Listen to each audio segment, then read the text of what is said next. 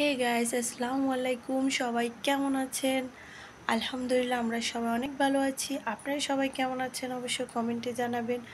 আর হ্যাঁ, সবাইকে জুম্মা মুবারক। তো আজকে আমি রান্না করছি বিরিয়ানি। বাসায় ফ্রিজে কিন্তু চিকেন শেষ, তো কিছু চিকেন ছিল, আমি ওগুলা নিয়ে সুন্দর করে একটু বিরিয়ানি রান্না করব। তো বিরিয়ানি রান্না করার জন্য সব কিছু দিয়ে একসাথে মেখে আমি এটা রেস্টে রেখে দেব। তারপরে সুন্দর করে হাত দিয়ে মতে এটা এখন আমি রেস্টে রেখে দেবো। এই যে রেখে দিলাম, তারপরে চলে যাব রান্না করার জন্য। চলেন। এই যে আমি পাতিলে একটা পেঁয়াজ ভালো করে ব্রাউন কালার করে আমার মেখে রাখা চিকেনটা আমি দিয়ে দিব। এটা কষানো পর্যন্ত অপেক্ষা করব, বারবার এটা চেক করব। এই যে আমার কষানোর মধ্যে প্রায় অনেকটা হয়ে গেছে।